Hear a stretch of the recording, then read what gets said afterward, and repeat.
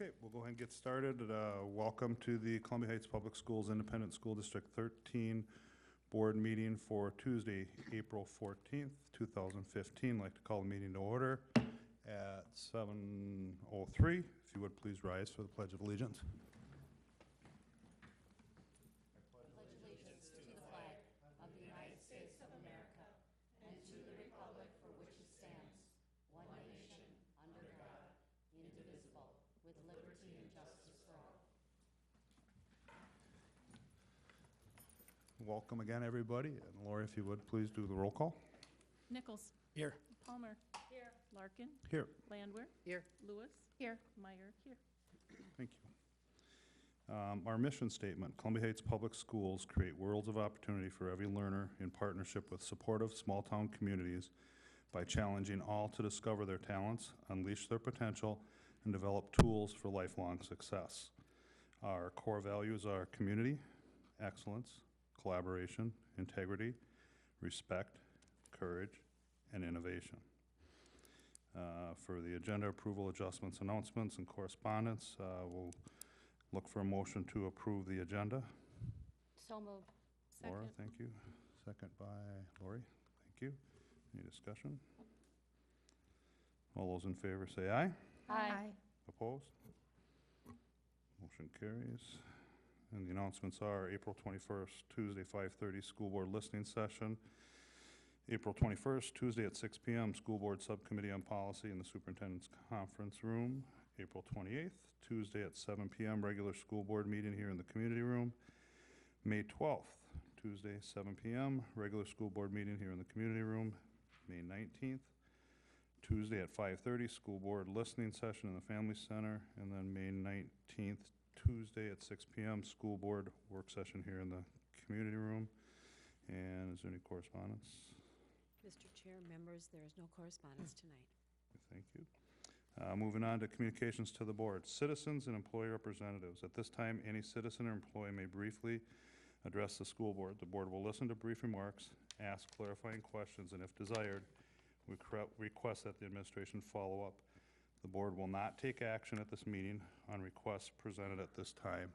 Moving on to the consent agenda, which includes the minutes of the March 10th and 24th school board meetings, the personnel report, and the treasurer's report for February 2015.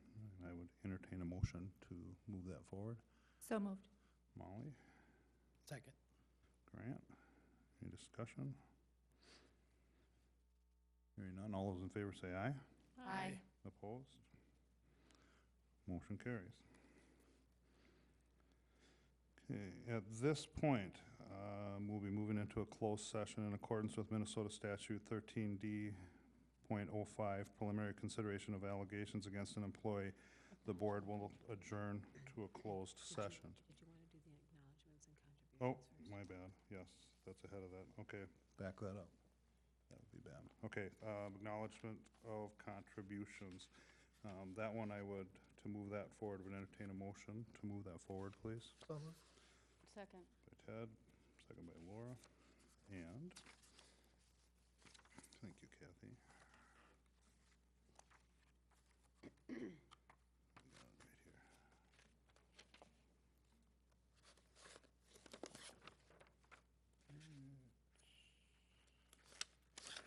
Okay. Yeah, was Ted and then Laura. Acknowledgement of contributions resolution. Whereas Minnesota Statute 123B.02 permits school boards to receive for the benefit of the district bequests, donations, or gifts for any proper purpose and apply the same to the purpose designated.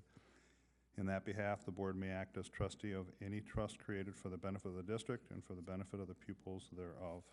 Therefore, be it resolved by the School Board of Columbia Heights Public Schools, Independent School District Number 13, that the school board accepts with appreciation the contributions detailed in the background in the amount of $11,261.45. The detailed background is in monetary value. A donation of $722.57 was made to Highland Elementary by Target Take Charge of Education for Student Needs. A donation of $500 was made to the Columbia Heights High School by Empire Petroleum Partners for Student Needs. A donation of $1,713.43 was made to Columbia Heights High School by Target Take Charge of Education for the students' needs. A donation of $200 was made to the Columbia Heights High School by the Archer family for band and art seminar to New York. A donation of $305.45 was made to Columbia Academy by Target Take Charge of Education for the student needs. And then the following donations were made to the Columbia Heights High School Scholarship Program. Constance and Paul Hansen, $25. Christine Winberg, $25. Janice and Keith Olson, $50. Roger and Karen Sadlowski, $100. Ann Farnham, $200. Betty Justin, $200. Jane and Steven Swinehart, $100. Albert Ogden, $50. Harlan and Doris Downing, $50. Bernard and Sally DeBar, $30. Gerald and Diane Bolt, $25. Ronald and Marybeth Margot, $50.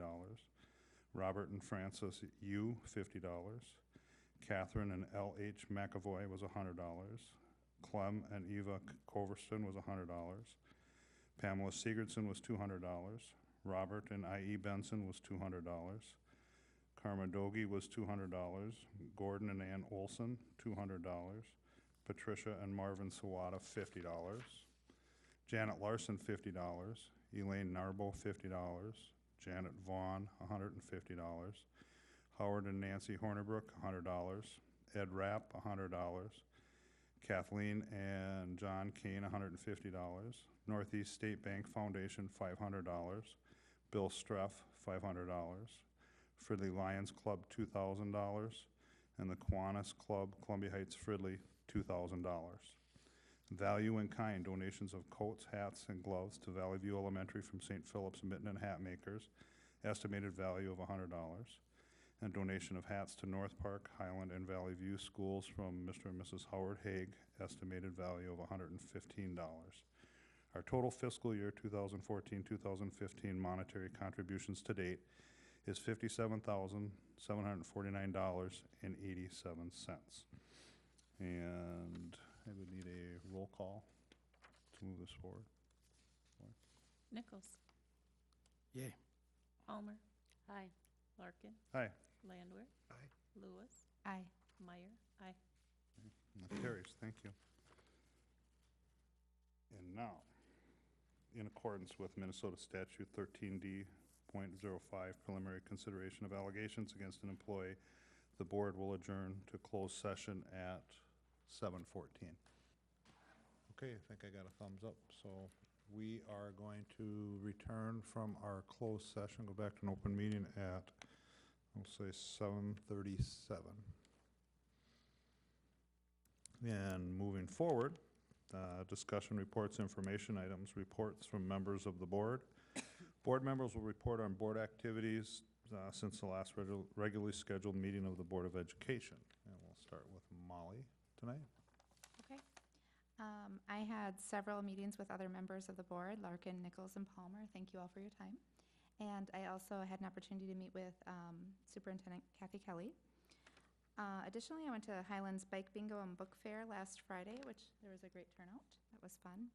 And also attended the school board subcommittee on policy meeting before this meeting. Thank you. Lori? I attended the AMSD meeting last week, which was quite informational. There was a lot of information from the Education Commissioner Casilius. She spoke to the group and talked a lot about the current state of the education funding bills over at the legislature, and about the funding targets that the governor, the Senate, and the House have, and how far apart kind of they all are, and the need to increase the per pupil funding and funding pre-K, and emphasizing the need for pre-K and the need to help, that it's needed to help close the achievement gap. So there was a lot of information she talked about a lot of different things, some of the goals that we need to achieve, that we can achieve if resources are properly funded, about the 90% graduation rate by 2020 kind of stuff, and that no group has a graduation rate under 85%. So it will just be kind of interesting to watch how things play out in the legislature. And that's pretty much it from there, and I think that's it. So thank you. Thank you. Ted? Attended the chair meeting prior to this meeting. Also had the pleasure of sitting on the second interview committee for the Columbia Academy principal. And had the pleasure of talking with Director Holmgren. WEMAP has been very active since we last met. I attended an executive committee meeting and the board meeting, and we've talked about hiring an executive director now that the schools will be conveyed to Minneapolis and Robbinsdale. The executive committee has a job description. They're well along in the process of working on hiring the executive director. I guess of particular interest, the board voted to reduce the per pupil funding requirement down to $16 per student as opposed to $19. So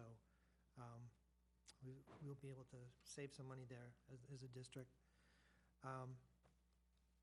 We met with superintendents with the member districts, so I believe we have a lot of good inputs. So WEMAP should be very focused on being customer friendly and providing what the member districts need in terms of equity, training, and integration. I also attended the Twin Cities North Chamber Business Council, helped fill in the business community with what's going on at the school and the school district, and the Business Expo this evening, and then a couple Lions meetings. Okay, thanks, Ted. Grant? I went to a meeting for the new library. They were showing the production for the new Columbia Heights Library. And I had a meeting with Kathy Kelly. That was a great meeting. And I also had a meeting with Member Lewis. And went to the policy committee, sub-policy committee before this, and that's about it. Okay, thanks. Laura? I'm trying to think of how, it seems like it's been a while since we've been here, although it actually really hasn't been all that long. Well, I did attend the forum for the final three candidates for the principal position over at the academy. That was very nice. We had great candidates. It was really wonderful to see. I really enjoyed it. And then I also attended the 916 board meeting. We did a final approval for the funding for the Lake Elmo facility, which is going to be the next generation of Carner Blue. So a lot of the lessons that they learned over at Carner Blue, they're going to apply them at this new facility, and that will serve the east side of the cities, the east and the north.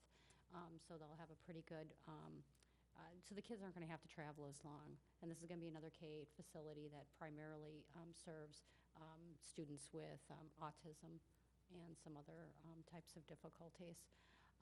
In addition to that, we got our first draft of the final report of the study for either redesign or repurposing of Capitol View. That report was fairly extensive, so I don't think we really need to go into it this evening, but at some point I'd like to allow everybody to see that and ask questions and stuff like that. It's fairly extensive report, so it wouldn't fit into the update. So and I had a meeting with with Member Lewis, and thank you so much. We finally managed to make it happen, so thank you. Okay, thanks. I had an opportunity to meet with Superintendent Kelly, and I had a meeting with Member Lewis as well. I attended the chair meeting, and then I was part of the subcommittee policy meeting that we had this evening as well. That's all I've got. And then we move on to the superintendent's report. Well, Mr. Chair and members, the Columbia Heights Public Schools has concluded its candidate search for the next principal at Columbia Academy. And as people have said, we really did have a robust pool of applicants. And as you know, Mr. Dwayne Burkus is the recommended candidate for this position and was on the consent agenda tonight. We are sure that he is the most congruent fit for the rubric. We asked everybody what they wanted, And other than walking on water, he seemed to fit the bill. So we're very happy he's there. All kidding aside, with his experience in the field of education and his familiarity with instructional strategies and core curriculum, and his real commitment to give 110%, we feel that he will do nothing but enhance student achievement, cement our implementation of career and college readiness, and improve building climate. We feel very lucky that he has made this decision to apply for that position, and very honored to put his name forth and recommend him as our next principal. So thank you, Dwayne, and congratulations. His position will start, everybody wants to know, July 1st, so he will be still continuing his duties as Director of Teaching and Learning through that time, so he's going to be a very busy man. As Member Mayor, or Meyer alluded to, we did have a big AMSD meeting with Commissioner Consilius and some folks from a woman from the Congressman Klein's office, talking about what was going on there, but that was so confidential, she told us we couldn't tweet or talk about it. So that was an interesting in today's 21st century world. So we listened carefully. One takeaway that superintendents were really chided for by the commissioner was that she felt superintendents were not being supportive enough of the early four-year-old programs. And I think what superintendents tried to get the commissioner to see is that we need money on the formula. A half of a percentage point is not, half a percent is not enough to cash flow organizations, and it's not that anybody is opposing anything but a universal four-year-old program for some who just started doing all-day kindergarten this year is a big leap. And as is true in this district's case, facilities is still one of the underpinning questions that nobody is addressing, is where do you put the kids if they're here universally all day for the four-year-old program. I'm proud of this district because we're taking a small step next year regardless of what the governor, the Senate, or the House decides, and that we are going to have some, we've expanded, and you know this, but expanded our four-year-old program to the 12 to 15 hours a week. And that'll allow us to have them a group in the morning and in the afternoon. And we're diverting some of our general fund dollars to that task. And so we will start our own pilot like we did with All Day K 12 or 13 years ago, and just see how the governor and the Senate and the House work it out. But one thing that is eminently clear is that we can't cash flow the district currently on a half and a half. And so there will be big, large reductions a year from now if that is really where they wind up. And I think that the legislative body is maybe coming to hear that, but maybe not. And the commissioners certainly wanted an and, as Member Meyer said, excuse me, there's too many. Tonight is Lewis and Mayor and Meyer. So what I'm looking at is working with Bill on the what ifs. So we still have our assumptions that hopefully we get a 1, but we're not going further than that.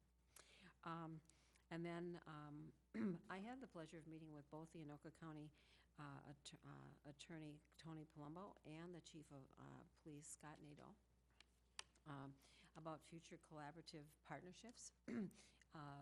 The Anoka County Attorney was interested in collaborating in the area of bullying and gun prevention, and says that he, like other attorney generals, county attorneys have forfeiture dollars, and that whether he would be willing to work with us on a project to help with school climate and bullying and gun prevention. The chief of police was willing to partner with that, and then he also came out the next day for another meeting with our admin team for an even larger partnership with the Big Brothers Big Sisters program. And we, as you know, have met with their executive board, some of their executive board members, some of their admin staff, and their CEO because they really feel like our district is a district that could benefit from that program, and they're willing to invest more of their staff, raising their staff from a .5 to a full-time person to work. And hats off to the high school, because they're thinking of doing some mentorship programs at Highland. And Principal Fort would like to take the Highland program and expand it to Valley View. And so that is where those partnerships are going. That's what we're talking about there. We also had a very productive meeting in this room with St. Anthony New Brighton. Columbia Heights and the St. Anthony New Brighton staff, as part of our integration efforts, are working on a joint summer school enrichment class. And it will be for 8th graders. And it will focus on writing. And it will be a program that we're hoping will be eligible for high school credit as well, and have both writing experiences here on campus and have extended day programs where they go out and see, do, learn, and see things in the community and then write about it. And as important, that they have breakfast and lunch together so that they build long-term relationships that work at equity and an appreciation for diversity, and just getting to know the neighbors in the neighborhood. And so we have 2 excellent teachers that are middle school teachers selected, one from St. Anthony and one from Columbia Heights. And they're going to begin writing. They'll have tactical support from the Office of Teaching and Learning in both curriculum and staff development, and from St. Anthony in assessment.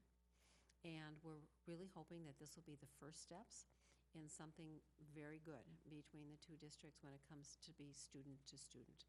And since they're also part of our WEMAP collaborative, it's very nice to be collaborating beyond just the parameters we've ordinarily had at WEMAP, but as member district to member district, learning from one another and with our kids. As Member Landwehr alluded to, WEMAP has been very busy on the admin side. We've been dealing with the conveyance of the schools as it relates to staff. That has put our staffing on pause because we needed to see if there were people that would claim positions in our district, and we had to send over all of our vacancies, administrative and instructional, clerical support, I should just say, and see if anybody wanted to claim them. We did have inquiries. The claim date was the April 10th, and we're supposed to hear this week whether anybody wants to claim a position in our district. And then with that piece done, then they'll either be with Robbinsdale, Minneapolis, or in another district, and that will finish that piece of human resource information. That's correct, Ted, right? Right. That's what you're hearing at your end as well. So we look forward to that being kind of tidied up this week, and then we'll move ahead again with staffing. So that's been an anomaly in our staffing process this year.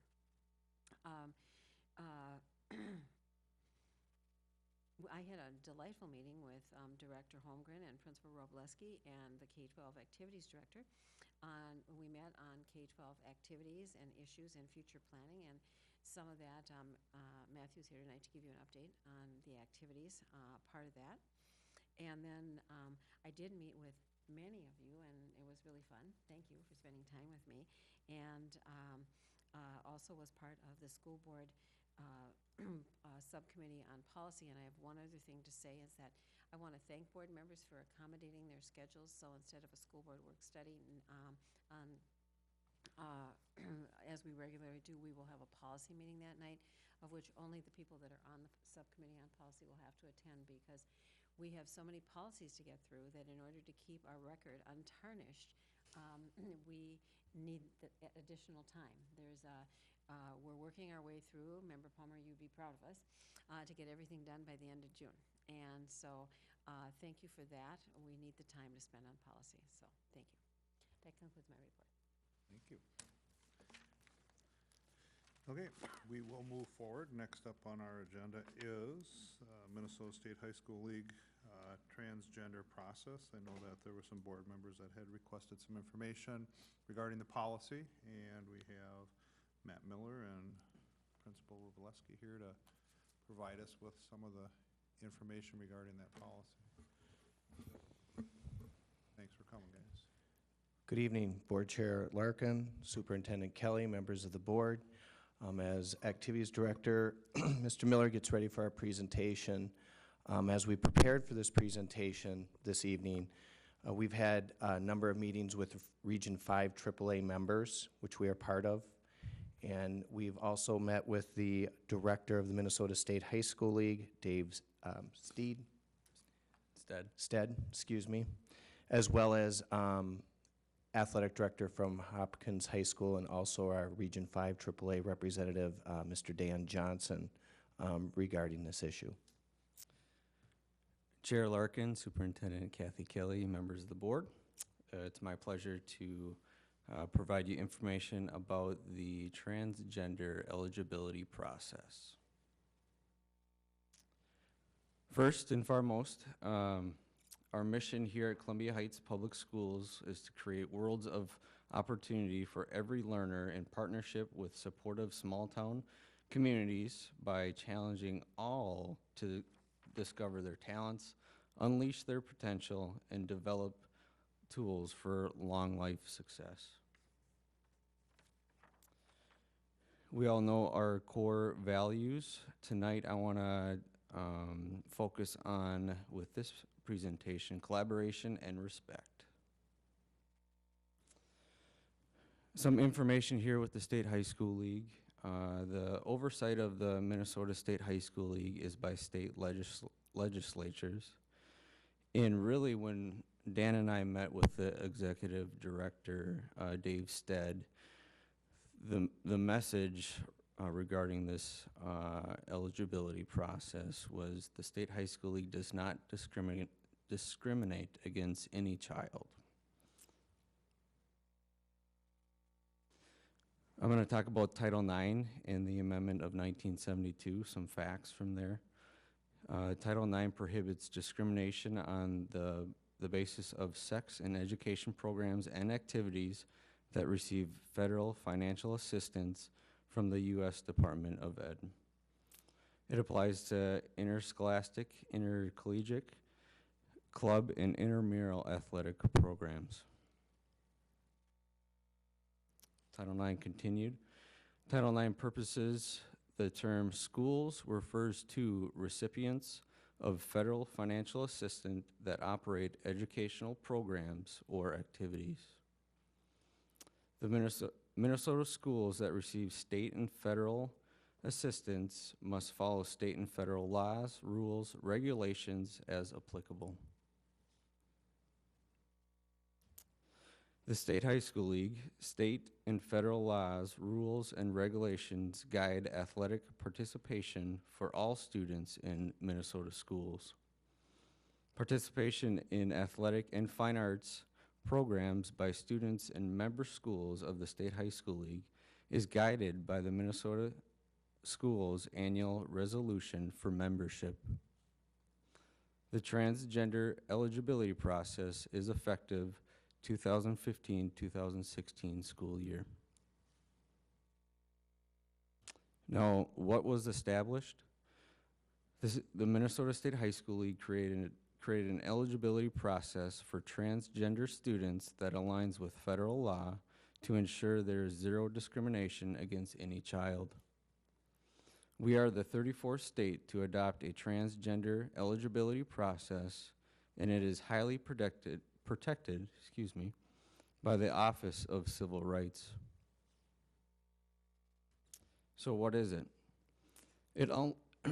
This process outlines the appeal and eligibility process for a student who desires to be identified as transgender within their school's activities. So the eligibility process. Number one, the student and guardian must produce the following to the school. In writing, explain that the student's consistent gender identity that differs from their birth-declared gender. Several statements from different individuals that affirm the student's gender identity. A written statement from a health care professional that verifies the student's sincerity held gender identity. Step 2, the school then passes the outlined appeal information onto the Minnesota State High School League Executive Director. From there, the State High School League passes on the appeal information directly to a federal judge who makes the final ruling approximately 10 days after the Minnesota State High School League appeal submission. You can submit this appeal electronically too. Questions?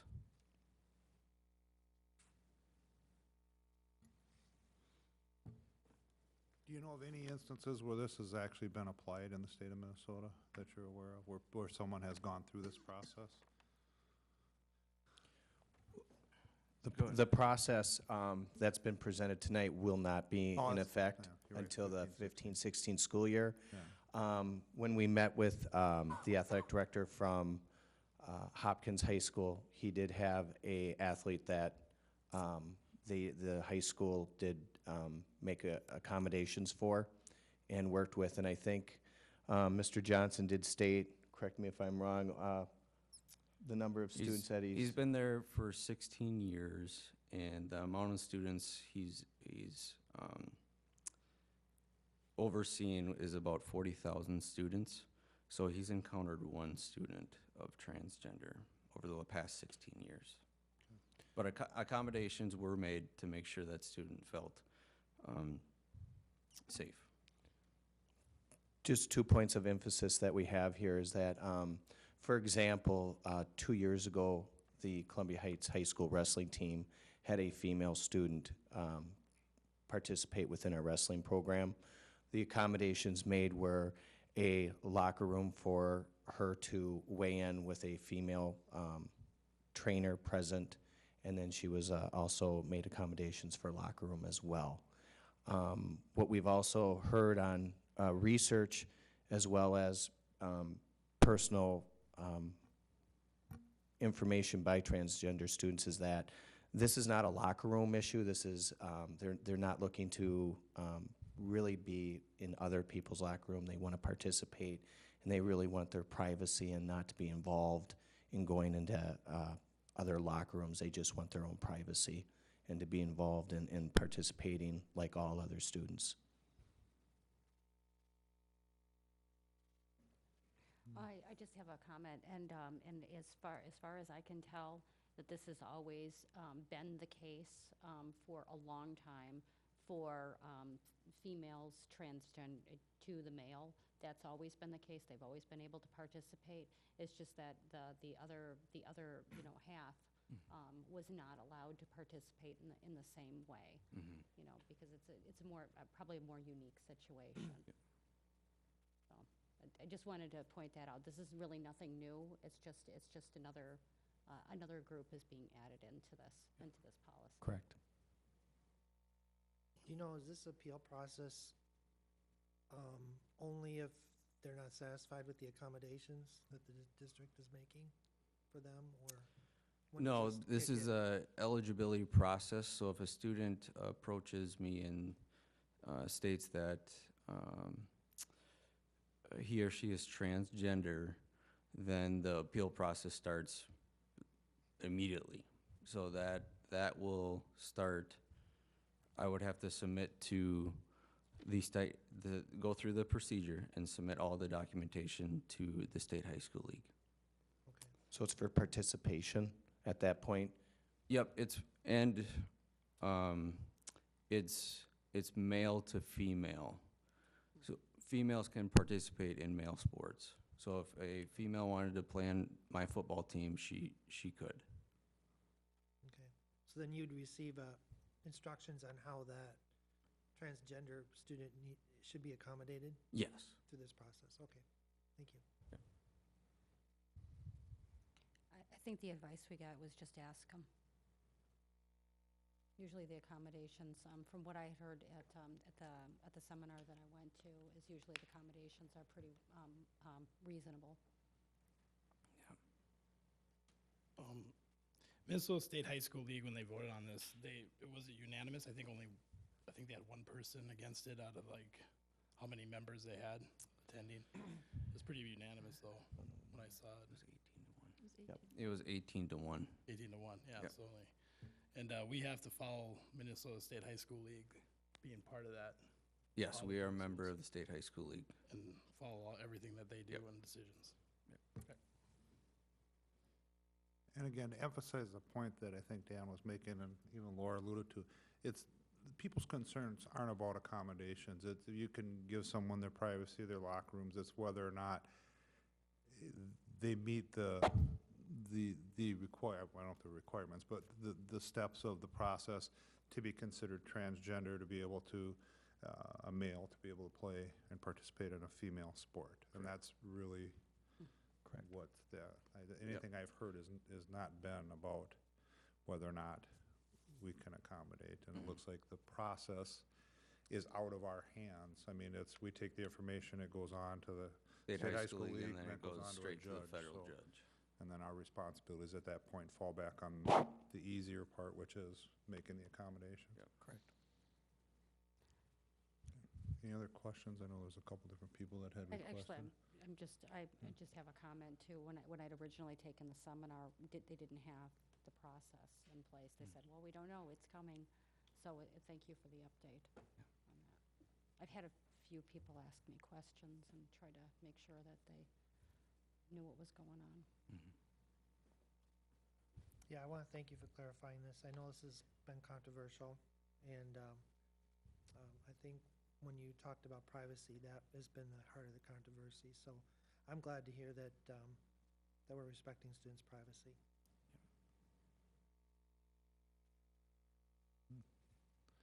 Anybody else have any questions or comments regarding the transgender policy? Okay, thank you, Dan. Thanks. Thank you. You don't get to leave though, Matt. You have to stay there. Yeah, I get to stay. Moving on is to the K-12 activities update, and Matt Miller, our activities director, will provide us with an update. I think he handed everybody a sheet too, right, Matt? Okay, I'll talk about the sheet in couple slides.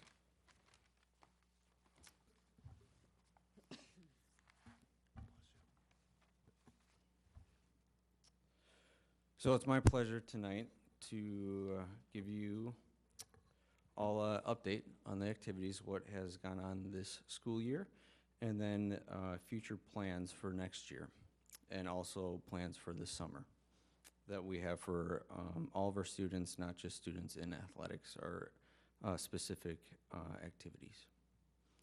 So our mission, I did go over our mission, but really focusing on creating worlds of opportunity for my students in the activities department, K through 12. With this presentation, I really want to focus on excellence and integrity of our students. And right now, we can talk, I didn't put this sheet on a slide because it's way too many numbers and it would be hard to read.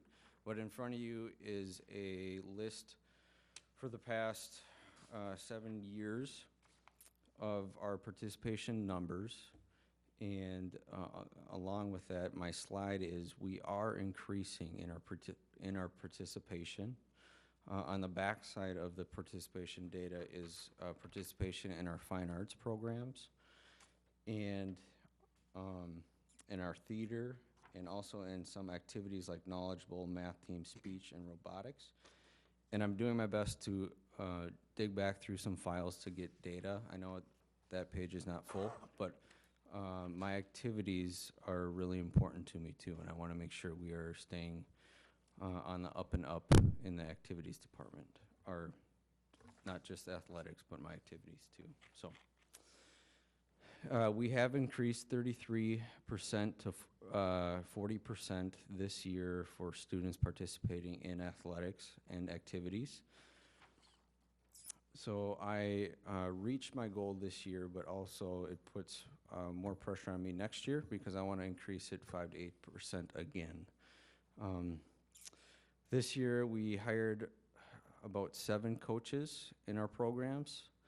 And they're all acclimating really well to our students, to our staff, and they're pleased to be here at Columbia Heights. I put in here, I hired around 17 coaches last year, so 7 to 17 is, that's a big positive from my office too. Majority of athletic programs have improved in their winning records.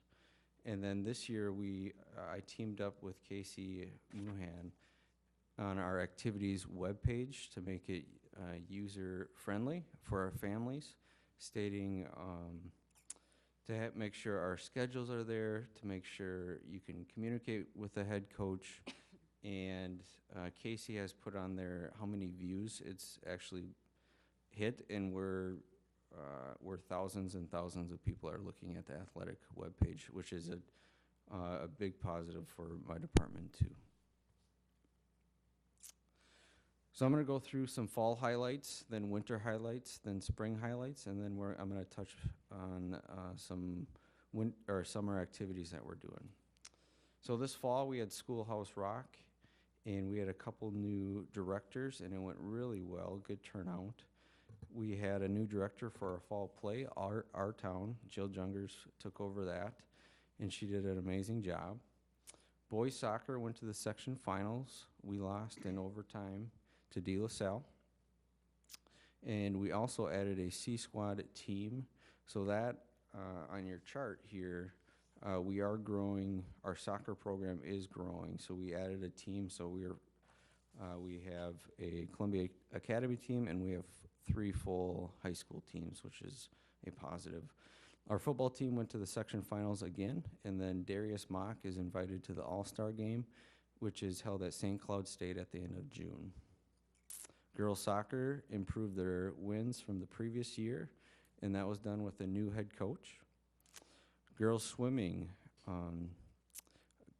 in collaboration with Kathy Kelly and Bill Holmgren, we added a diving coach, which was a huge positive for the program, and more students can now participate in diving. Adaptive soccer was 1 game away from entering the state tournament. They went to the section finals. Girls tennis increased their wins from the previous year, and our volleyball team increased their wins from the previous year. We host a tournament, a 16-team tournament in our Highlander Center, and I am getting emails from all around the metro for teams to join that tournament. But we're full with 16, but it's a big positive to get other schools in our Highlander Center because it's a great venue. And we added a team at Columbia Academy for volleyball. Winter highlights. We now have 3 levels of robotics. We have a high school team, we have a Columbia Academy team, and we have an elementary team. This activity is really growing in the state of Minnesota, so I'm pleased to have it at all three levels. Columbia Academy participated in the state tournament, and then the high school team placed 21st out of 63 teams at regionals down at the U of M.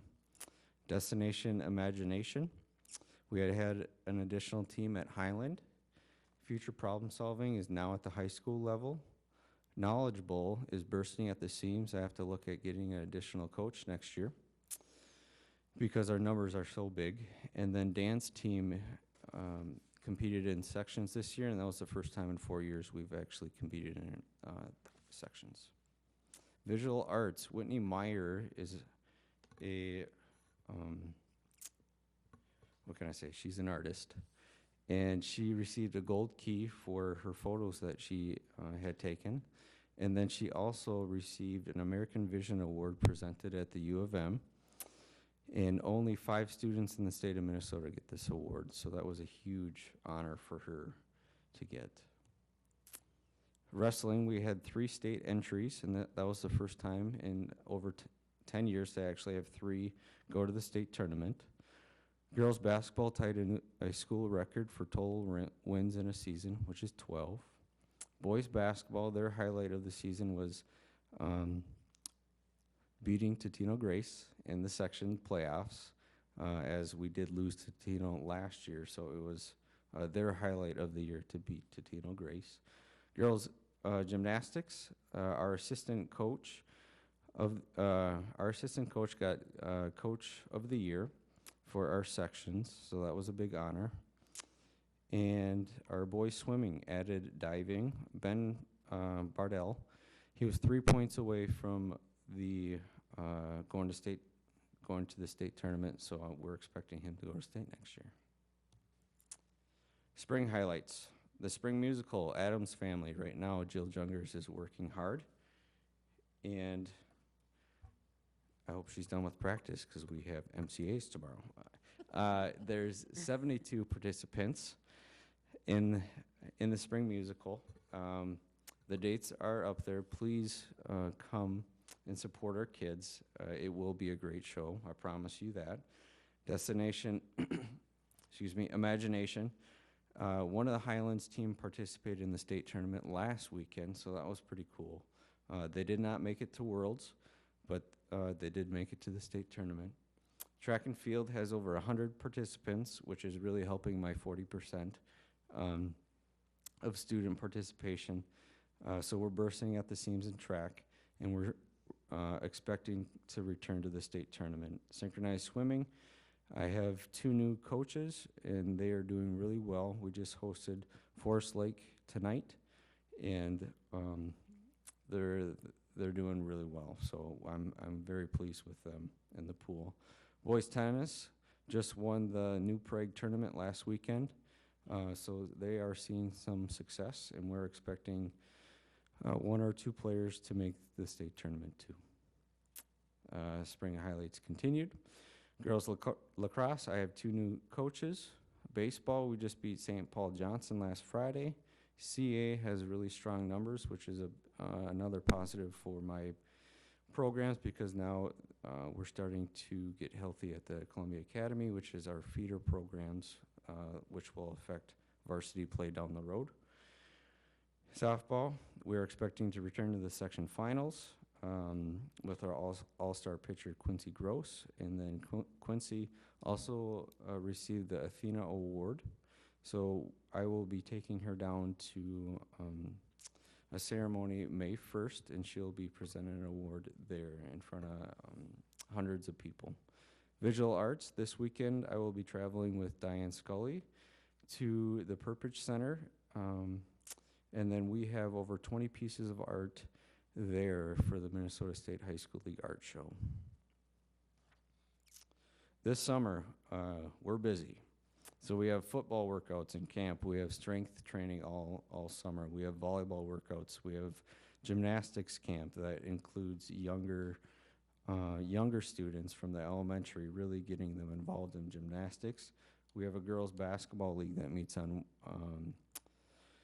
Monday nights here in the Highlander Center, and we have over 12 teams that come in and play basketball in our gyms. And then we have regular weekly workouts for our boys basketball. Next, I'm working on to finalize a 2015-16 school activities handbook for our athletes and coaches, really to raise the bar and to give my students and put it in writing high expectations for them, because I do believe they can reach high expectations. I just want to hand them to them, and I want to get this handbook into our parents' hands too. And lastly is a Tri-Metro conference update, and the schools are listed up there. There are 10 schools in our current conference. On the bottom of this is 2 schools have approached the conference to join. One is Spectrum High School, and the other one's St. Croix Prep. And Spectrum is appealing at the Minnesota State High School League to be placed in a conference. So I will find out later in May if Spectrum is placed in the Tri-Metro. Now, St. Croix is not going to the State High School League. They want to be accepted in by asking. So they are not going to be forced in by all means to the Tri-Metro Conference. However, Spectrum might be. So there's a presentation on April 30th that I'll be attending and representing the Tri-Metro for Columbia Heights. Any questions? I got one question. Sure. Well, I mean, I'm super glad all the participation has gotten, Yep. higher up. I was just wondering, do we have any, do we have anything in place that show grade point average that they, do they have to hold a certain grade point average to participate? Sure. We've adopted we're aligning with the State High School League. So our expectation for students is that they're on track to graduate. So students to participate in any activities at Columbia Heights needs to be on track to graduate. So it's not a grade point average sliding scale. It's on track to graduate. Now, in the future, could we put that in the handbook? Absolutely. At this time, it's not going to go in the handbook. But again, raising the bar, creating that culture of academics and excellence for my kids is on my radar. Okay, so right now we don't have that standard in place, though. Correct. And we would have to adopt that in our school district because the State High School League doesn't have a grade point average. Okay. Okay, because just, going by it, I mean, as much as sports and athletics is important, and I played 3 sports and, 8-time letter winner when I went here, I think it's very important that education comes first. Yep. And with the new handbook, there will be grade checks for my athletes. Right now, they're sporadic, but I am going to mandate my coaches to be checking in with their athletes. It's going to be probably every 3 weeks that they need an update, that their behavior is positive, not only in the classroom, but in the hallways, in the lunchroom, but also that they are passing their classes. Thanks, Matt. Yep. Appreciate it. Is this league that we're in stable? I mean, are we going to be in it for a while? I know we've had to switch. This conference? Yeah, this conference. Yes. It is with my hope, Ted, Okay. that we stay stable. There are a couple schools that are on the fence right now of looking for another place, another conference, but it's not the majority. It's 1 or 2. And the reason why they would be looking for other conferences is because of their size. Not because we're not meshing well, because this year it's been all positive with the Tri-Metro. So, and those changes are, I would hear by the middle of June if a couple schools are looking, and it would be a year out. So next year, the schools in our conference will stay in our conference. It's always a year ahead. Well, But for the majority, Ted, it is consistent. I also want to I'm so pleased that the participation and how it's grown, so that's fabulous. Thanks. Keep up the great work. Thanks.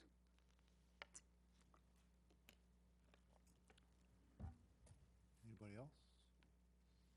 It's significantly grown in quite a few of these Yeah. activities, too. Compliments on keeping the webpage current, too. I mean, Thanks. I'm sure with the weather, there's been a lot of hits checking that Yeah. schedule. I for one, Yep. and they've been current. I mean, Yep. very reasonably current to be able to make accommodations for especially the outside sports and stuff if they get postponed or canceled. So Great. Thanks. thank you for doing that, because I know my kid don't tell me. Anybody else? Thank you, Matt. Thanks. Have a good night. Yep, you too. Yep. Next up is going to be information regarding the Anoka broadband update. Presented with an update on the broadband, Brian Hennekens.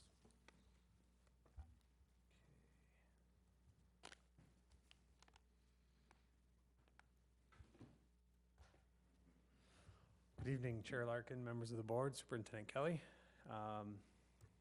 Tonight, I just want to kind of give you an update on the Connect Anoka County broadband project, more so in the sense of the agreement that we signed, and I'll just kind of step through that. Some of you know what that is, some of you have no idea what that is, depending on if you're on the board or not.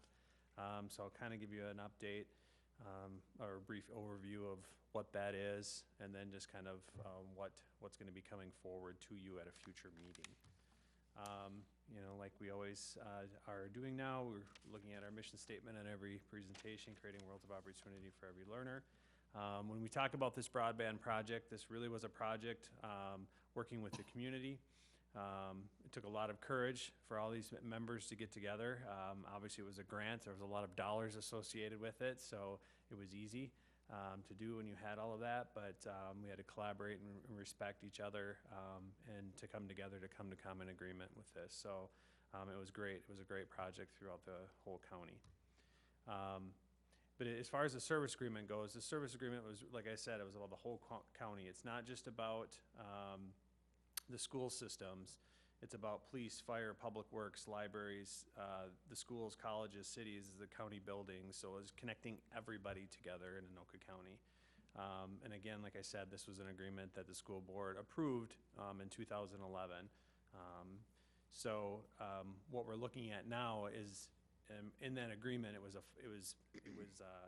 in a 5-year term, and it was an agreement that was the entire agreement as a whole was said that every 5 years there would be a renewal to the agreement if all the parties agreed. So what we'll be bringing forward at a future meeting is that amendment to, you know, extending that agreement another 5 years. So again, just a brief overview of that. Like I said, it was a lot of money. It was millions of dollars. It was mostly through a federal ARRA grant, or ARRA grant. And you can see the numbers of how many buildings and how many institutions we were bringing together with this project. So it was a large number throughout the county. So some of our focus benefits when we entered into this project, expanding bandwidth. We talked a lot about that with the levy and the importance of that with the initiatives that we have through all school systems. Redundancy, I mean, you know, if we're going to have expectations about how we're using this online world for learning, we need to have redundancy because we need to make sure that that's highly available. And we want to expand those online learning opportunities, and again, we have to have that connection to do that.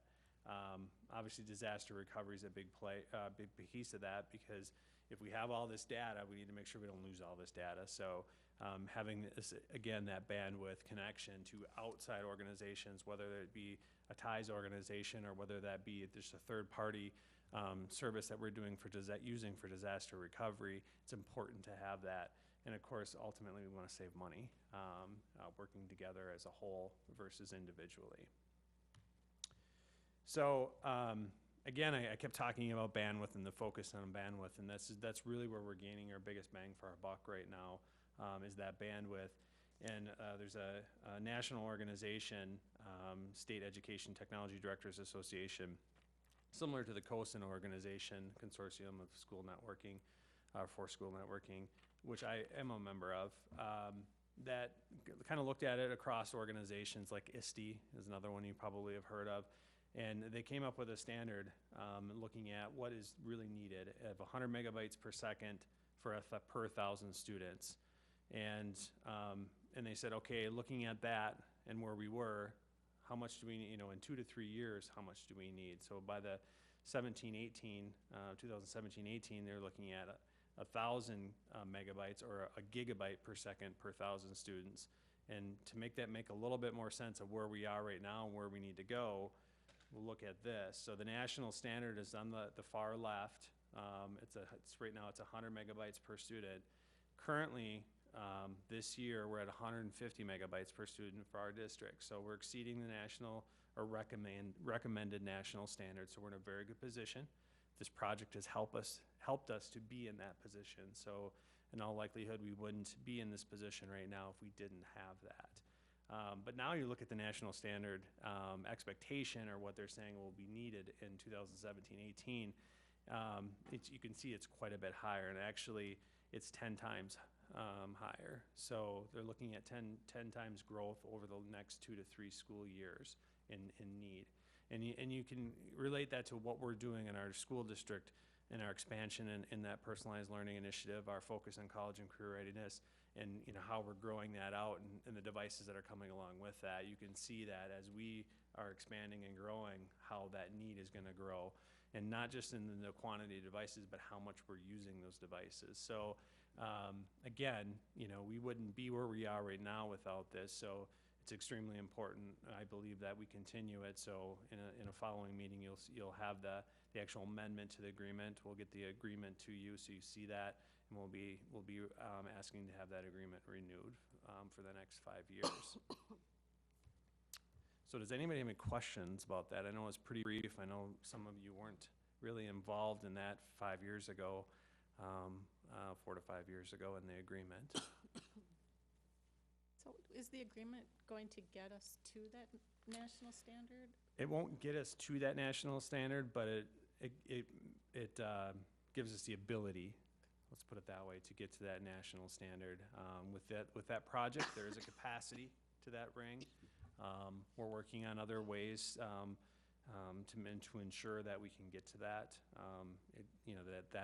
The agreement's not going to get us there by itself, but it definitely gives us the ability to get there. So nice having, fiber cabling is so important.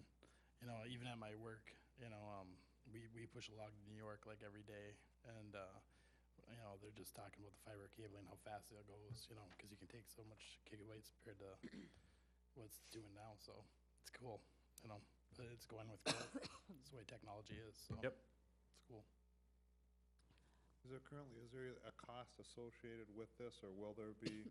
with the There signed is a agreement? cost associated with it, and right now, their cost isn't going to go up. And compared to what we were paying for transport costs, using a third-party vendor like Comcast or someone else, it's a lot less.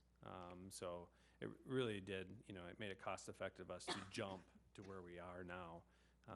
So we really jumped from 60 megabyte connection for our entire district to a 450, which gets us to about 150 per 1,000 students. And we made that jump just by signing on to this agreement. So it was definitely an effective way for us to do this. Not a significant increase with the agreement being No. re-signed. No. As far as you know, are all the other parties signing on? Yeah, as far as I know, they all are. I don't see why anybody wouldn't, just based on cost and based on what we're able to achieve with it. For some of them, they may be getting less benefit than we are, but just from the sense for some of them, it may not be they're getting additional bandwidth from this. They may have all the bandwidth they want from somewhere else, but this does give them redundancy, which is really important. So each person has their benefit to this, and some of them have more than others. Right now, for us, it's the two biggest are the bandwidth and the redundancy that we have with it, which we wouldn't have without it. So, and there's others, but those are the top two by far with the initiatives that we have in the district. Anybody else, questions or comments?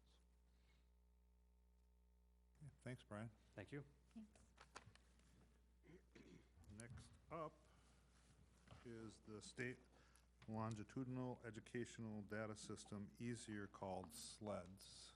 An update from our current Director of Teaching and Learning, Dwayne.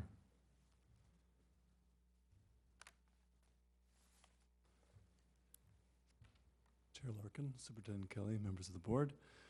Pleased to be here tonight to talk to you about SLEDS, as Chair Larkin said, long name, but basically data on college and career readiness. And so a big part of what we are working on as we talk about worlds of opportunity for every learner. And obviously, excellence is the name of the game. That's where we want our kids to get in their K-12, pre-K-12 experience so that they have access to college and career. SLEDS has data available to the public. Really, all of it relates to college and career readiness. So proficiencies in math and reading measured by the MCAs, ACT, high school graduation, what percentage of our high school graduates enrolled in college last year, what percentage completed their first year of college, and what percentage of those took at least one remedial college course. So all of that's available online. The one thing I'll say in the data that I will show is from the 2013 school year. And the reason for that is there's a delay in this because obviously you have to kind of wait and see how kids do after they've graduated. And then that data is, after they've gone to, after they've graduated and gone on to that first year of college and completed it. So there always is going to be more of a delay in this data, but we thought it would be interesting for you to see what is current, what is on there right now, and see how we compare to state averages. So here you'll see just a breakdown of some of the key data that is there. Again, this is on SLEDS, and you can see that it does repeat some things like math and reading proficiency for us and for the state. It includes our ACT scores that you can see are slightly below state average, but we've been pretty steady as has the state over the last few years. You can see the percent graduated from high school after 5 years in that 2013 school year. What percentage of those enrolled in college in fall of 2014. You can see that we are at 58% of our students that graduated in 2014. So this is data that was always hard for us to get. The top portion there is data that we had through MDE, but these last 3 rows are really new for us to be able to get this data and know then that of that group, what percentage completed that first year of college successfully. 80 for the state and 76 for us. And then we also can find out how many of them had to take remedial courses, which is big because that is really a great measure for us if our kids are actually college or career ready. And you can see that we are higher than the state, and that would be something, again, that we will need to work on. That would be a goal area to bring that down to at least the state average and even lower. So we also can break it down then by our demographics. You can see here that in some areas we are trailing, in other areas we are leading the state in terms of that, those 3 key pieces of data that we look at through SLEDS that we don't have available through MDE. I think that you'll notice Asian and American Indian are 2 other ethnic groups that are not part of this, and there just simply isn't enough data. The numbers aren't there for them to calculate that for us. Those are relatively small populations in Columbia Heights. Measuring also this for English learners and for free FRP, free and reduced lunch. Those students who are getting free or reduced lunch is a measure that the state uses for socioeconomic levels. So you again can see that we're leading. I think one of the things that's perhaps really fun to see is how far we're leading the state, and especially that English learners by 20 percentage points. Very close to the state in our free and reduced lunch, although our first year completion for free and reduced lunch, again, well above the state average. The other thing that the SLEDS data can show us, which is, again, interesting data that we can't get or could not get before, is what percentage of them are enrolled in these different kinds of institutions. So 4-year college, public college, you can see that we're pretty close to that state average. 2-year college, though, maybe maybe not surprising, given we are a high free and reduced lunch district, higher, 43%, quite a bit higher than the state. I thought an interesting data point here, though, was the Minnesota private, where we are also above the state. And I would not have predicted that. So that was an interesting data point for me. And then you can see that most of our kids stay in Minnesota. Not many of them leave. Over a quarter of the state does, but Columbia Heights just 6%. Where do they go? Again, interesting data for us to look at. You can see that across the state that our University of Minnesota system really gets the three, those in the top 3 spots. For us, it's MCTC, which runs the Power of You, which is a program which basically gets kids through 2 years at MCTC for really no cost. Everything, if they qualify, is covered, including even textbooks. Augsburg also has a very great program for kids coming out of things like College Possible or kids from poverty, kids from second languages. They do a great job of that as well. A lot of our kids take advantage of that. A lot of our kids go to the U of M. It's close. It's a great school. They have an opportunity sometimes to stay at home, save some money that way, work, so that is also a very popular choice. And then rounding it out, St. Catherine and the University of Minnesota Mankato. So interesting for us as we look at where our kids go, where do things, has that message resonated for kids, and helps us, I think, also in knowing where we can turn and find out how our kids are doing. It really gives us a good chance to talk to kids that we used to really not know unless they kept in touch with their teachers here or somebody in the administration. We really did not know where a lot of our kids ended up and how they were doing. So that's all 2013 data. And so unfortunately, we don't have much yet to show you from our last cohort, our last graduates. So you can see what we do know.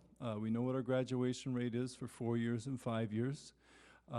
You can see that we're at Avid right now, again, 100% enrolled. We know that. That's a group of kids we can keep track of. So we know that all of last year's Avid kids are in college, enrolled in college. And the same for College Possible. And I hope that you'll have a chance to hear from both of those organizations. They are doing incredible work in our high school. And we'll be very curious, though, to see that total figure for what percentage of our kids are enrolled in college. And so that we would anticipate possibly coming out sometime this summer, my guess would be, once they're able to see how many of those kids actually completed the school year and the update to the SLEDS program. So, any questions? I just want to say I agree with you. These are great metrics for us to see, how well we're preparing kids for college and career readiness. So to have this data available is huge.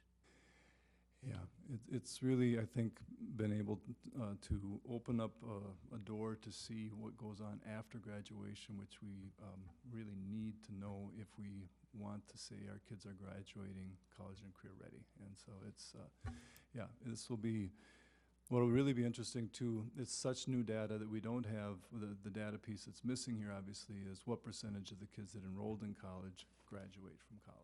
And so that will come. We'll get that 2-year mark this year, hopefully, and then the 4-year a couple years down the road.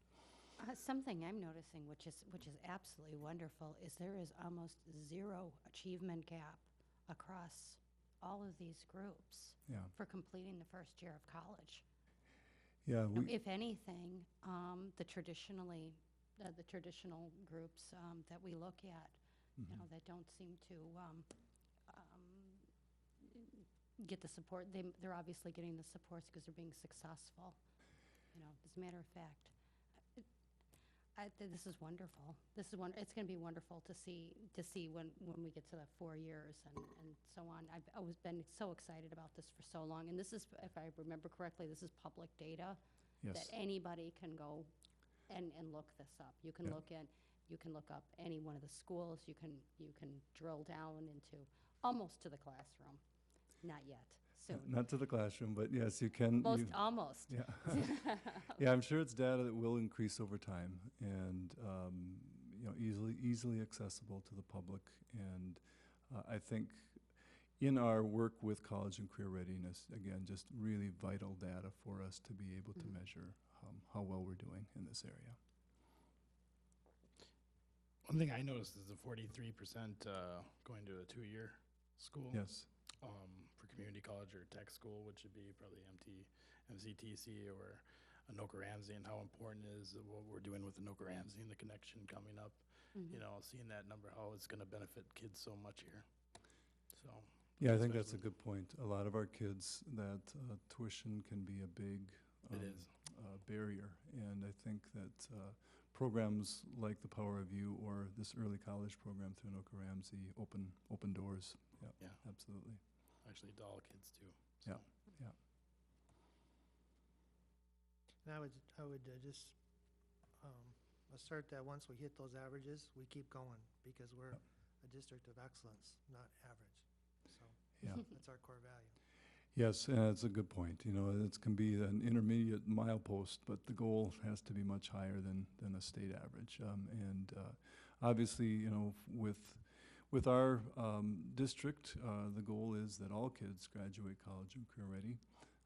And how we define that, I think, is important. This is one really great measure for it. I think there's other measures that we'll also have to look at. It doesn't measure everything in terms of what there is out there for careers, but this one to me seems to be maybe one of the best sets of data that we can collect to really get an honest appraisal of where we're at. Yeah. Anybody else? I also like to say that the growing numbers that obviously people have been said is a lot to do with how the school board has done prior, like our predecessors, and how much of an impact they've made too, and everybody else, just pushing for excellence. So I would like to appreciate that, them Yeah. too. So. Thank you. I just want to say hats off to our English language learners. They're doing wonderful. Tremendous job. This data really bears that out, so. Yeah, that's really exciting. When we had a district day where we brought back kids that are in college now, and it just happened that two of them ended up. 2 of the 4 were English learners, and really amazing to see how far determination and that will to learn will take you, and succeeding in college just like they did here. Yeah. So, yeah. Anybody else? This is Thank you, sir. wonderful. Okay, thank you. Have a good night. Next up is the Highland Parking and Bus Reconfiguration. Bill Holmgren and Brian Hennigan.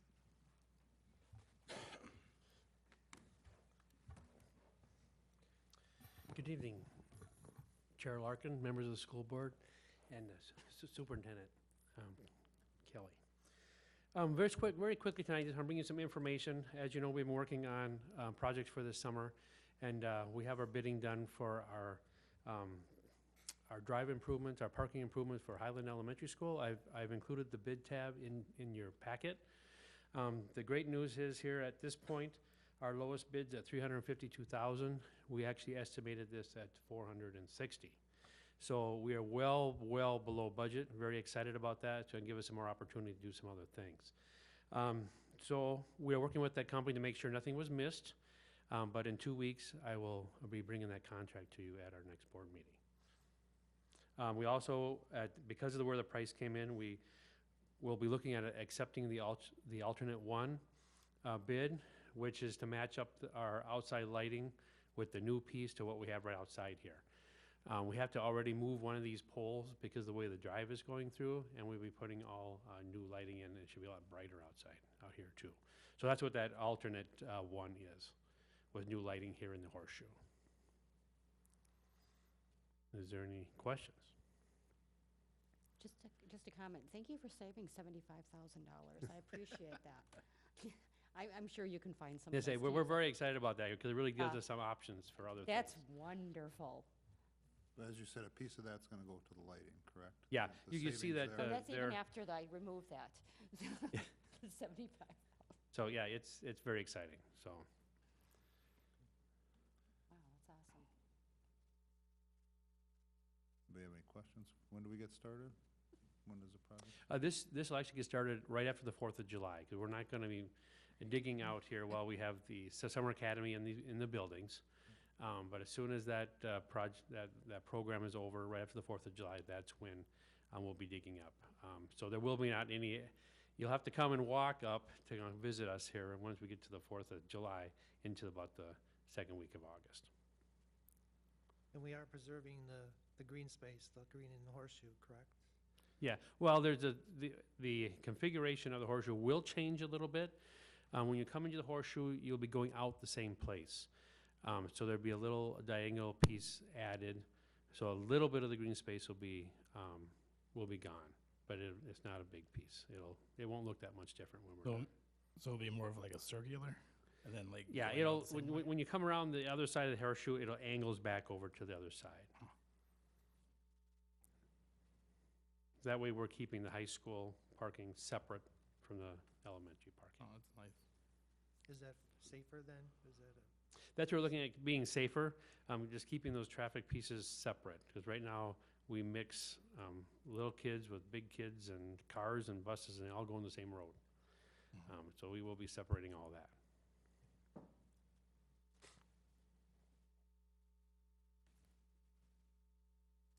Okay, Okay. thank you. Thank you. Exciting. Thanks, Brian. We'll move forward to our action items. It's the health insurance bid. We'll be asked to approve the health insurance bid, and Bill is gonna be doing the presentation. Yeah. I also, in your board packet, you can see our final prices for the company that the Health Insurance Committee decided to go with. And it is, again, the same plans we have now with the co-op. I just want to touch again on the co-op and really what it is. I had a good discussion with Ted a few days ago talking about self-insurance. And I guess I want to point out when we talk about the co-op, it really isn't just buying insurance, like if I went straight to Blue Cross and bought insurance. The co-op is really a co-op with many, many school districts. It really serves as a self-insurance product that we're just part of with all of these different school districts. So what happens is we pay our premiums, it goes into an account, but the only money that comes out of that is what actually we have to pay for claims. So anything left over in that account stays in that account. So if we have extra money left over the next year, just like a self-insurance would, then it lowers our rates for the next year. So it kind of works the same as a self-insurance, except we have a lot more districts involved, so there's a lot less risk. So what happens is we have one school district that really had a hard time one year. They had really a lot of claims. All the school districts kind of helped them have a lower rate the next year, and vice versa. And that happened with us a couple years ago. We definitely were using more than we were paying in, and we didn't have a big rate increase come and hit us. So it's a very nice collaborative approach that we work with other school districts, and it really is a self-insurance. It's a hybrid self-insurance product. And you can see now, we also, I talked about, we went back and asked them, if you remember, they said, well, we'll give you a 2% decrease, and then we'll guarantee nothing more than 5% in the second year. We went back and talked to them and said, we'd rather have just a 0% increase and then guarantee us only a 3% increase. That way our rates aren't bouncing up and down for our employees. So they've agreed to do that. So for next year, we have a 0% increase. So everybody's cost is exactly this. Well, I shouldn't say exactly the same. You'll see there's a little bit of rounding. For an example, if you look at the very first one, that's our most popular plan. The rate this year is $603.49. Well, next year's going to be $603.50. And it's really just some rounding pieces. So it's going to be very small changes, but it really is the same as what people are paying now, our employees are paying now. And like I talked, it's a little frustrating how the new law has kind of taken a lot of us out of the process, and it really sits with our biggest union, which is the teachers, really make the decision on this. But I still need to come back to you and say, here's the rates, and what do you think, and is it okay if we go with these rates? So that's what I'm asking you to do tonight. Any questions for Bill?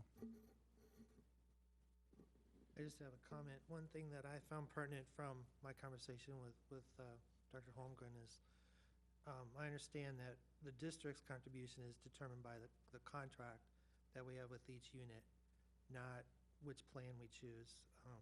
That's really, it doesn't affect our contribution. Yeah, per se. That's absolutely correct. By contract with all of our unions, we pay so much per month for their insurance product. So no matter what this cost is that comes through with premium, the school district pays the same no matter what, per employee. I mean, it varies if they're on a family or single plan, but we pay the same no matter which plan we're on. So when we looked at just going totally self-insured, there really is a lot more risk, because if we were short, the district has to pick up the gap. Where with this way, we don't have any other risk whatsoever, except for what we have in our contracts to pay for our employees. Limits our exposure. Yes, it does. Okay. So ultimately, the plan that's chosen, which the employees had input in, more affects their rates than it does what the district has to pay. Yeah, absolutely, So- yes.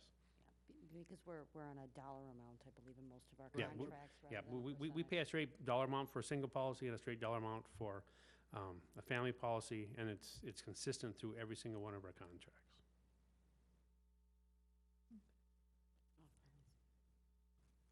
Okay, can I get a motion to move this forward, please? So moved.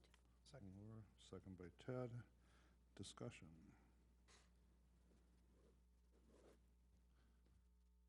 Hearing none, all those in favor say aye. Aye. Opposed? Motion carries. Yep, thank you very much. Thanks, Bill. Thank you. All right, moving on to board topics. Anybody have anything they want to bring up? A couple things I want to mention, but give everybody an opportunity. Well, one thing that came up with this is I went to look at the contract language for the various units, and couldn't find my contracts. It would be nice, I think, for me to have all the contracts in one place and one binder that we could, from the superintendent on down to look at and have as a reference. So just want to throw that out there. Anybody else? I just better bring it up. I think at more work sessions, I would like to see that we have more discussion with each other on stuff that we talk about as just board members. I know the administration brings things up, and the time that it gets done, it gets kind of late. So it'd be nice just to see other people's opinions before it gets pretty late. It's like more 50-50. Discussions regarding each other as far as Just discussing around the table on what topics that come. topics, yeah. So do you feel like you're not getting enough discussion with the K through 12 activity tonight, or is that the discussion you're talking about? No, just as like individual board members bringing a topic up, so. Yep, okay, and that's, leads me kind of to what we're gonna talk about. One of the things that's been kind of a thing that we've been working towards as a group is to have, what I guess I would call a board-focused work session, and the policy piece got in the way, this month as far as this because of our goals to get everything done prior to the end of the year. So the intention is in May, the plan is, in May is that, and there's been topics that have come up and with different people that, that's where we're gonna be headed with that.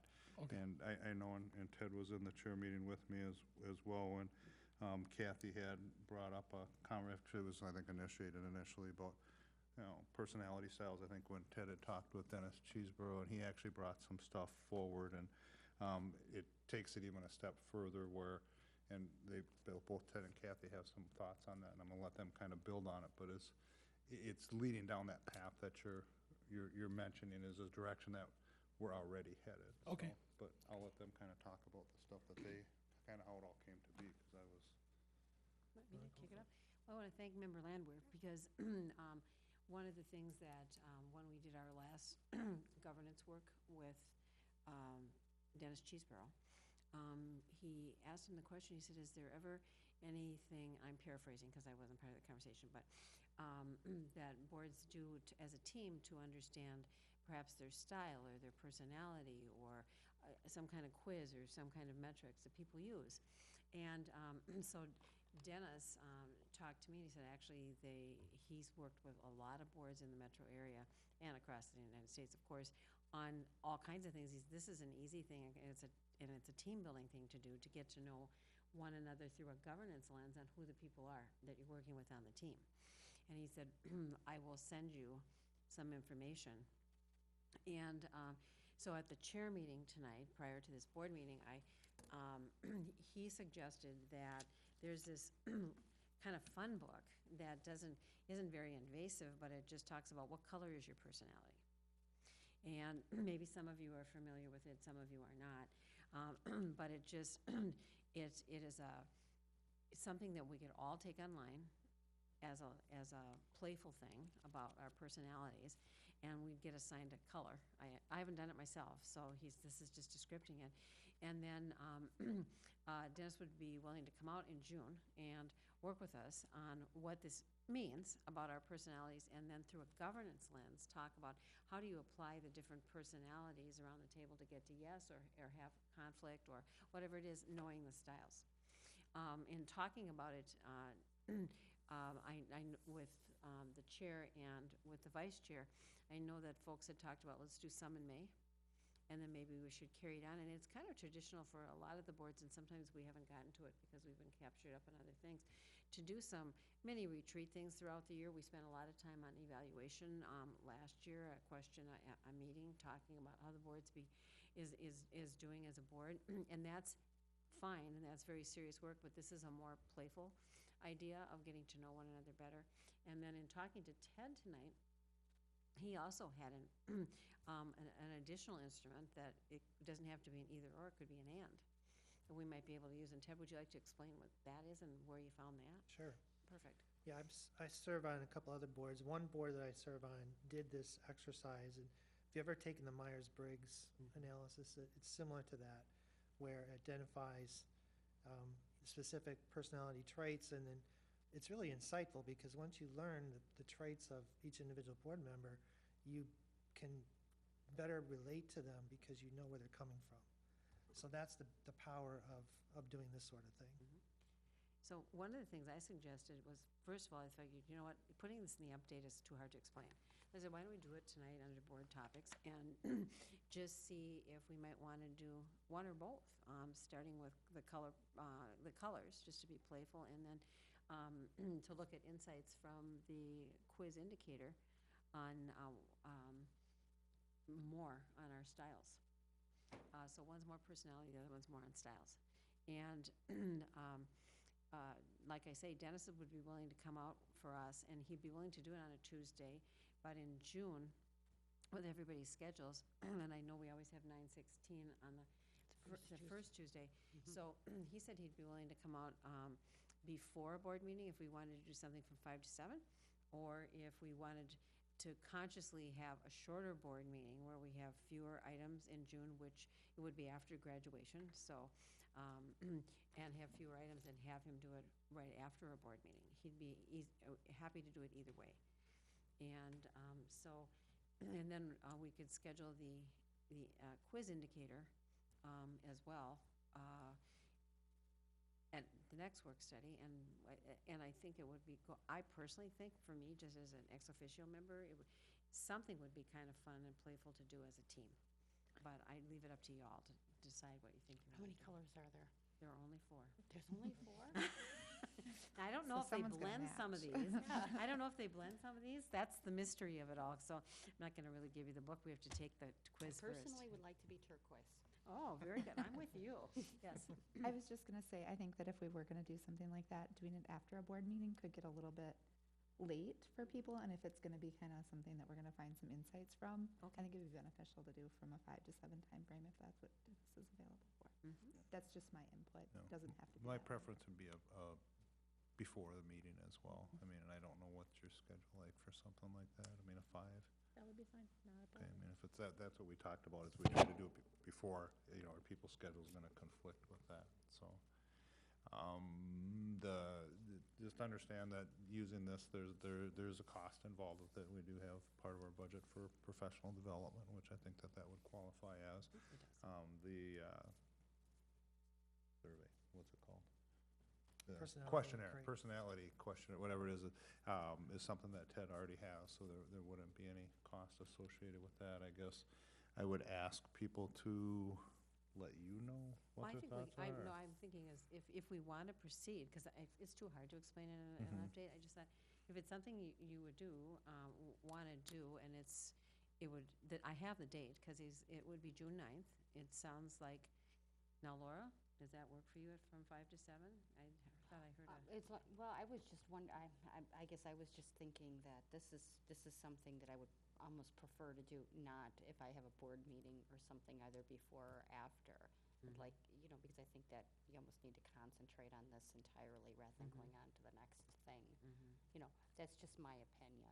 but- His deal, if I understand it correctly, it's 2 hours, period, right? yeah, it could be an hour and a half to 2, and then you're done. Yeah, well, I meant just to be able to concentrate Well, you would on it. take the indicator before Right. you got here, so you'd probably know what color you were. Uh-huh. The mystery would be, what are the other colors of our other members? Could it Yeah. be something where we got together and then, even though, Dennis comes for the 2 hours, then maybe we stay another hour just discussing it, or? I think where we can really do, this is a yes and. I think that Dennis will do 2 hours on it with us, or an hour and a half.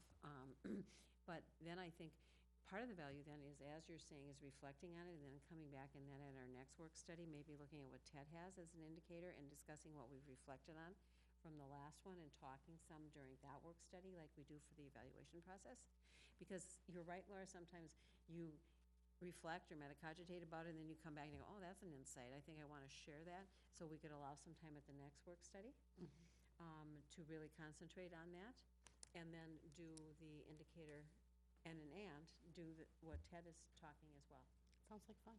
And I wasn't suggesting that we do both. I was just offering an alternative, because the one that I took takes about an hour to get done and fully analyze, and there wouldn't be a cost in having a facilitator. So it's something we could do as a board.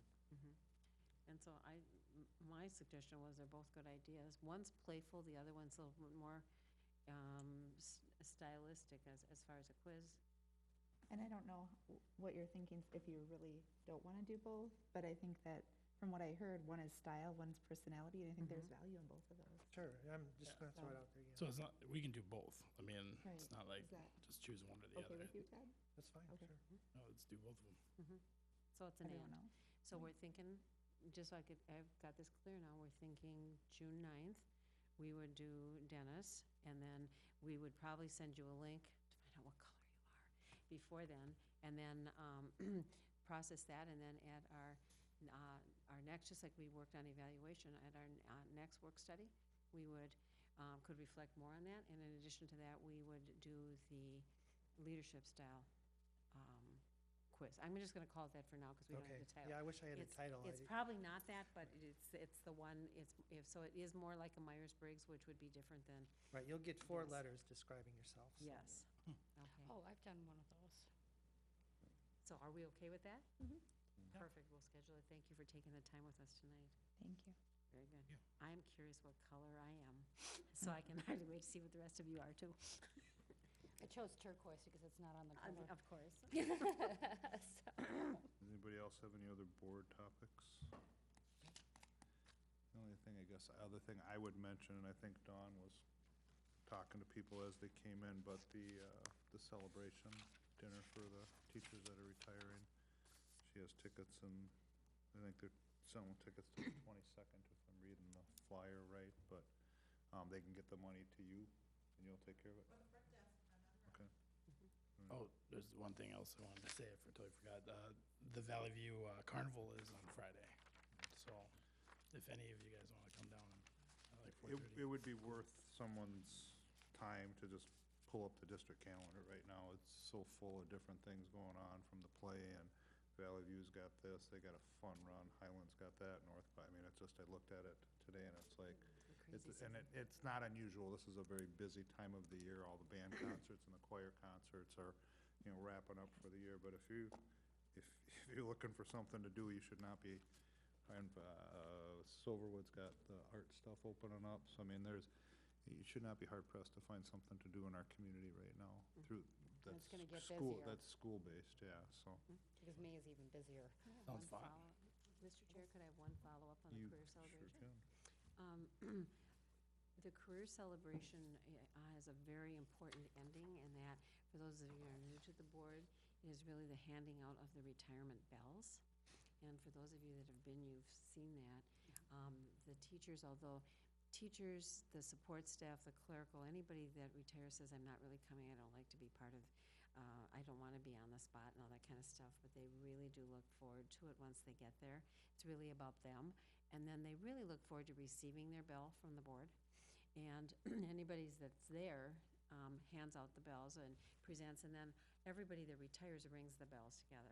So it's really kind of a fun way to end the program, and that's the very last thing. So if you can make it, that would be just great. And but I want to make sure particularly new members know that we have the traditional handing and ringing of the bells at that career celebration.